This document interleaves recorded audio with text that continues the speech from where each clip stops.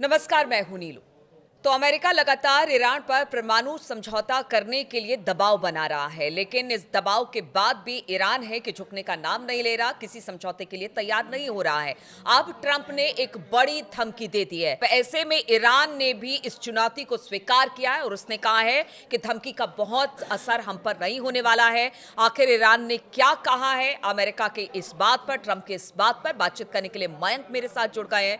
मयंक, एक बड़ी धमकी ट्रंप की तरफ से कि ईरान को बर्बाद कर दिया जाएगा, लेकिन अब ईरान ने कह दिया है कि हमें इस तरह की खोखली धमकी से बहुत ज्यादा असर हम पर नहीं होने वाला है। क्या कहा है ईरान ने और किस तरह की तैयारी के साथ वो इस धमकी को ट्रंप के ले रहा है? देखिए, ईरान की तरफ से क्या जवाब दिया गया ये बताने के पहले हम आपको ये बताते हैं अलग अलग सोर्सेस से जो खबरें आ रही हैं कि जैसे ही ट्रंप की ये धमकी सामने आई उसके फौरन बाद ईरान की जितनी अंडरग्राउंड मिसाइल्स हैं सब एक्टिवेट मोड में कर दी गई हैं। यानी जब जरूरत पड़ेगी तब ईरान मिसाइल्स लॉन्च करने की स्थिति में होगा चंद मिनटों के अंदर। तो ये ट्रंप का जो बयान आया है इसके बाद ईरान में जो डेवलपमेंट्स हुए हैं, हम आपको पहले से बता रहे थे कि खामेनी लंबे समय से युद्ध की तैयारी में जुट चुके हैं। खामेनी ये समझ चुके हैं कि हो सकता है ईरान पे हमला हो।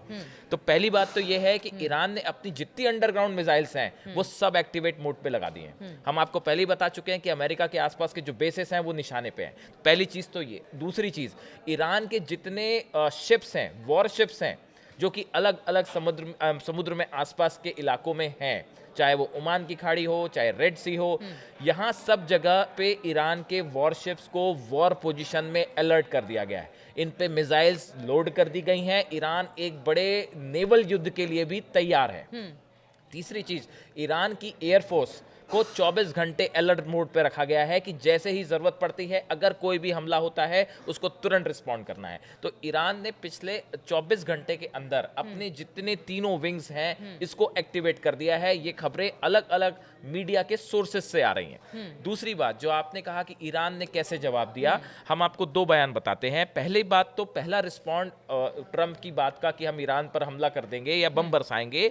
उसके बाद ईरान के संसद के स्पीकर जो हैं मोहम्मद बाकर गलीबाफ, इन्होंने संसद में कहा है कि तेहरान को धमकाना बंद कीजिए। ईरान पर हमला हुआ तो अमेरिका उसके सहयोगियों के ठिकाने सुरक्षित नहीं बचेंगे।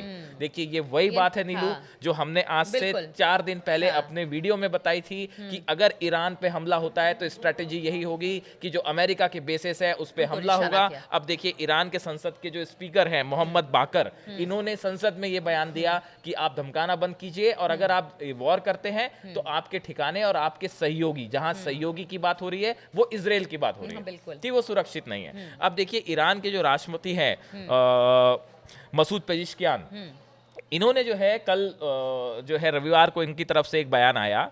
उन्होंने ये कहा कि भाई हम अमेरिका के साथ सीधी बातचीत को तैयार नहीं है, चाहे हम पे कितना दबाव पड़ जाए। वो पहले से ये ये एक बार फिर इन्होंने दोहरा दिया। इनका कहना ऐसा है कि जो पिछला समझौता हुआ था ईरान और अमेरिका के बीच में न्यूक्लियर डील को लेके कि भाई न्यूक्लियर प्रोग्राम इनका आगे ना बढ़े, उसको लेके, उसमें अमेरिका ने जब ट्रंप सत्ता में आए तो वो उस न्यूक्लियर डील से वापस हट गए।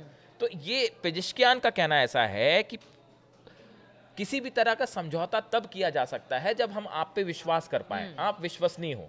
लेकिन हम जब आप पे विश्वास ही नहीं कर पा रहे तो फिर हम आपके साथ समझौता क्यों करें?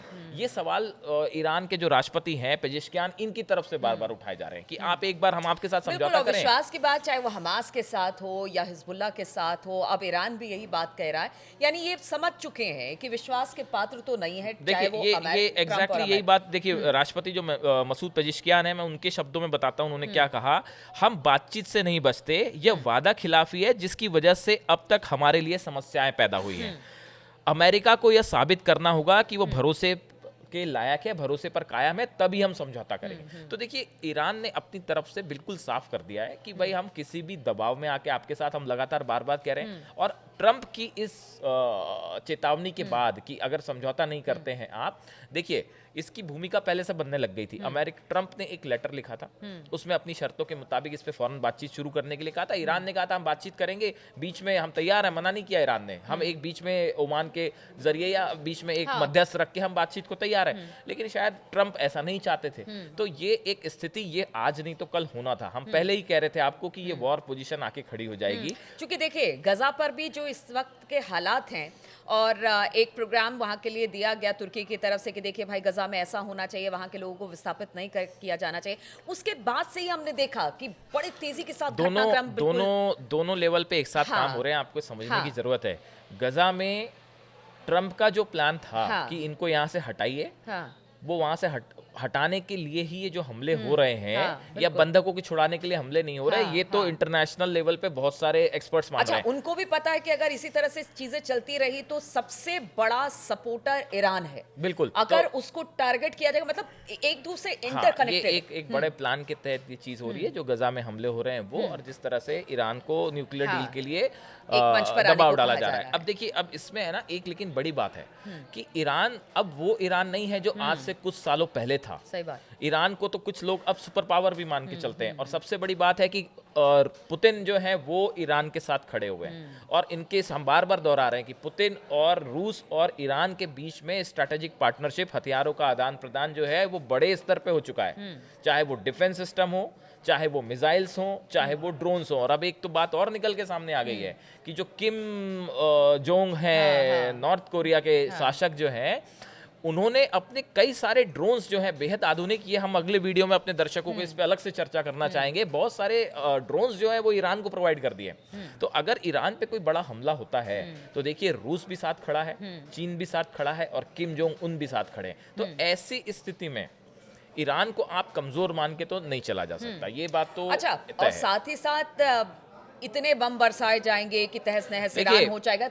प्लस इसके साथ सैंक्शंस की बात की है टैरिफ, ट्रंप ने। बिल्कुल, ठीक है, टैरिफ और ऑयल लेकिन टैरिफ, सैंक्शंस तो पहले भी हमने देखा है कि कोई इसका बहुत ज्यादा फर्क नहीं पड़ा है। देखिए, हाँ बिल्कुल, आपने बहुत ही वाजिब सवाल पूछा कि ट्रंप की तरफ से क्या एक्शन हो सकता है अमेरिका की तरफ से। एक तो इन पे टैरिफ्स लगाए जा सकते हैं, दूसरा इनके जो ऑयल एक्सपोर्ट, जो इनके ऑयल बायर्स हैं ईरान के, इन पे रोक लग सकती है। लेकिन उसके बावजूद ईरान से तो रूस तेल खरीद रहा है भाई। चाइना की कुछ कंपनियों पे आपने प्रतिबंध लगाया, लेकिन उसके बाद भारत, चीन, तो अब देखिए इससे बहुत ज्यादा जो है ईरान की अर्थव्यवस्था को असर पड़ेगा। लेकिन ऐसा भी असर नहीं पड़ेगा कि उससे ईरान जो है वो एकदम आपके शरणागत हो जाए, ऐसा नहीं होगा। तो देखिए, इकोनॉमिक सैंक्शंस अपनी जगह है, ऑयल को लेके सैंक्शंस अपनी जगह है, लेकिन कुल मिला के ईरान की तरफ से, खामेनी की तरफ से संदेश साफ है कि भाई ईरान अब सुपर पावर है और हम आपके दबाव में नहीं आएंगे, और कोई भी हमला हुआ तो हमारे तीनों विंग्स तैयार हैं, हम करारा जवाब देंगे, चाहे इजराइल हो चाहे आपके बेसिस। बिल्कुल। तो खामने ने ये कह दिया है कि ट्रंप की धमकियों का बहुत ज्यादा असर हम पर नहीं होने वाला है,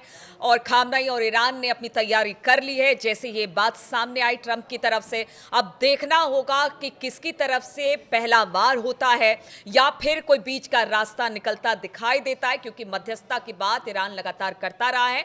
बातचीत को हम तैयार हैं, बशर्ते बातचीत के लिए किसी एक और देश को मध्यस्थता के लिए आना पड़ेगा। अब स्थिति क्या बनती है, मैं और मयंक इस पर लगातार नजर बनाए हुए हैं। चर्चा हमारी लगातार जारी रहेगी, आप बने रहिए हमारे साथ।